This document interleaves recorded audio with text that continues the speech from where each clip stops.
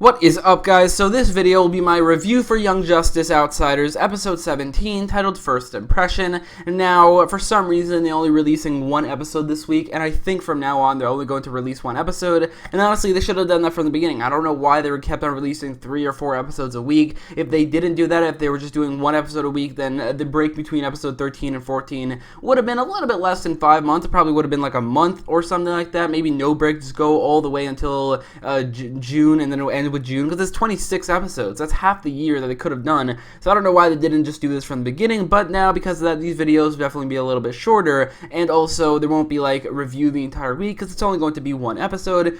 But anyway, we have episode 17 titled First Impression, which is the F in life, in Prepare the Anti-Life Equation, and the main thing this episode did, really the only thing it did, was create the Outsiders, which it took us 17 episodes in a season called Young Justice Outsiders, but we finally got there, and it doesn't look like the Outsiders at all. The comic book version of the Outsiders includes Batman, as well as Metamorpho, and Black Lightning, and Geoforce, and Halo, a couple other characters. The only one of those characters who is on this version of the Outsiders is Geoforce, who I don't think is a very good character at all in the show. Now, the rest of the team feels a lot more like the Teen Titans than anything. It feels a lot more like that of the original version of the Teen Titans in this universe. Yes, there's no Robin, and you don't have other prominent members of the Teen Titans in this group, and the original team felt more like the Teen Titans than anything because it had Robin, Aqualad, Kid Flash, Superboy. It really felt like the Teen Titans, but they were never called that. And this, they have the Titans Tower. You got Beast Boy, which is a very prominent member of the Teen Titans. You also have a different version of Kid Flash, Blue Beetle, Static, as well as Wonder Girl, who are all prominent or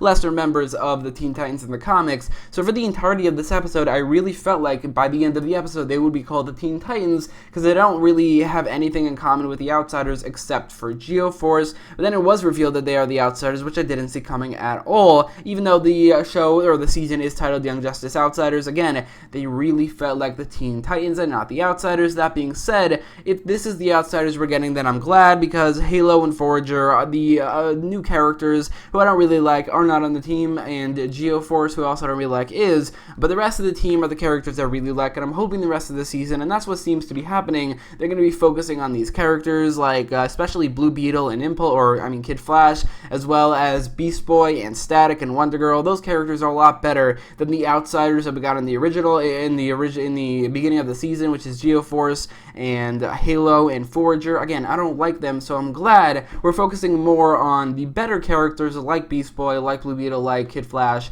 like Static. So if that's what we're seeing in the rest of the season, then I'm fine with that. In fact, I'm actually really excited for that, because this season focused way too much on Forager, Halo, and Geoforce, and not nearly enough on the characters who made Season 2, like Blue Beetle and Impulse, and other characters who really can hold up the show and be a lot better than the characters we were introduced to in the season, again, like Static and Beast Boy. Anyway, in terms of the actual review of this episode, well, let's get into that right now. Now, a little under half of this episode was creating the Outsiders, and that's just it. At the beginning was Beast Boy arguing with Aqualad and the rest of the, or Aquaman and the rest of the original team, like Miss Martian and Artemis and Superboy, to make this version of the team to be public. That was for a couple minutes, and then it was touring the Titans Tower, which is what I'm going to call it, which is where all the members of the team are going to stay, as well as the ones in the public and the more covert ones. And that was really like half the episode, which I'm not going to say I have a problem with that, because obviously this is something that I'm looking forward to see in the rest of the season, for the show to focus on those characters. But it did take up a large portion of this episode, and it seemed to drag on just a little bit. Again, I'm not really complaining all that much for the season. Before this actual episode, there wasn't really much there. This episode felt a little bit like it only really accomplished one thing, and it definitely did. Again, it's a pretty big thing, but just the fact that it's episode 17, and maybe they could have done it earlier in the season, and it took up a very large portion of this episode. This episode in general, I don't think is as good as like episode 16, which really showcased these characters, the characters who I really like very well. Well, this one maybe not as well, as even though the episode was fully focused around them, most of it was just creating the Outsiders, just to like tell us that we're creating the Outsiders, and touring Titans Tower. That was half the episode, while the rest was a fight scene. So anyway, I definitely don't like this episode as much as episode 16, but I do like what it accomplished for the rest of the season. So, like I said, half of the episode is creating the Outsiders, and that's it. But then the rest of the episode is really a big fight scene. We see the Reach attacks Brooklyn for some reason. It turns out it's not the Reach, but we think that it is.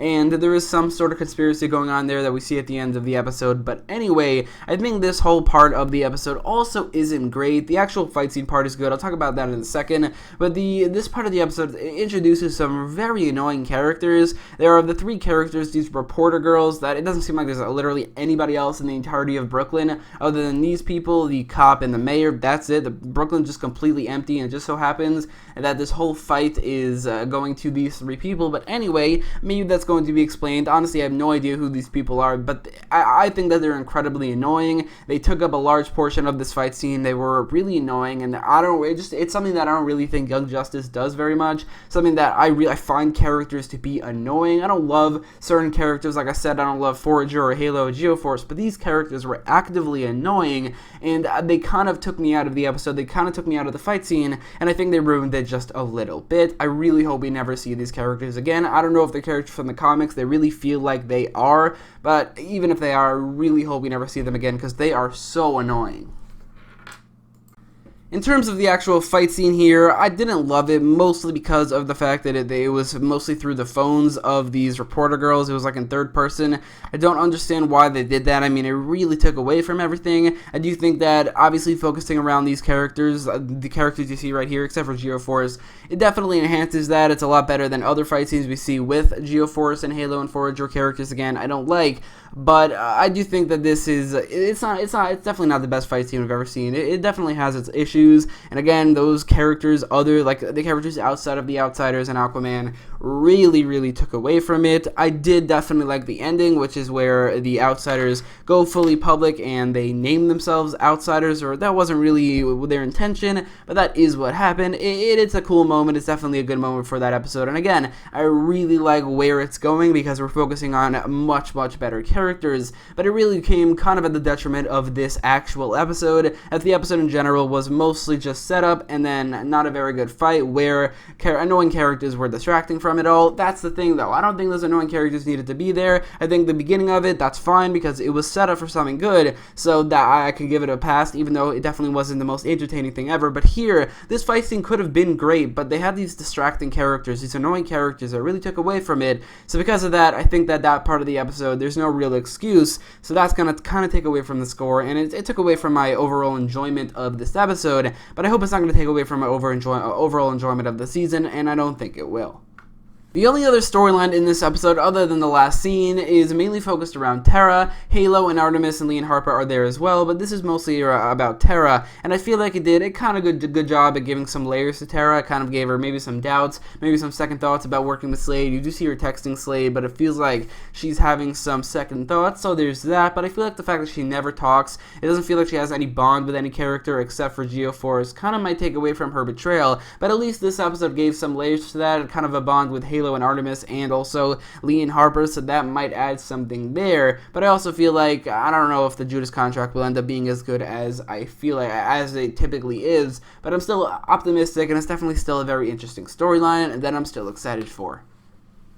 But then the episode ends very similarly to a previous episode, which had like a very similar looking whole sequence of events. I don't remember which episode, but it was the episode where they recalled all these storylines and all these different teams going on different missions that all connected. You have Batman, Robin, Oracle, Nightwing, Wonder Woman, Aquaman, and Miss Martian all meeting up, the leaders of all their respective teams, and now they're talking about the Outsiders and everything that's going on there. That is, I think, an interesting way to end this episode. I really like how it really feels very similar to all the cliffhangers in season 1, which basically every episode ended with somebody saying the light or the light's plan. This is very similar, with one of the characters saying like our plan. I think it was Aquaman who said something about our plan, which I am very intrigued by, and I really like to see where that is going. So I think this is definitely a good way to end this episode, and the episode in general. I think not the best episode we've seen this season. It could have been a lot better considering the characters it was focusing on, but not a bad episode either, considering what it is setting up. There's a lot of interesting things that it is setting up. The characters we're going to focus on for the rest of the season, the thing at the end, also partially the Judas contract. Everything is setting up is definitely interesting, but this episode felt like a setup episode, and because of that, this episode is just not as good. It's basically like Iron Man 2, which set up some great interesting things, but it definitely was at the detriment of that movie, and I think this is kind of similar.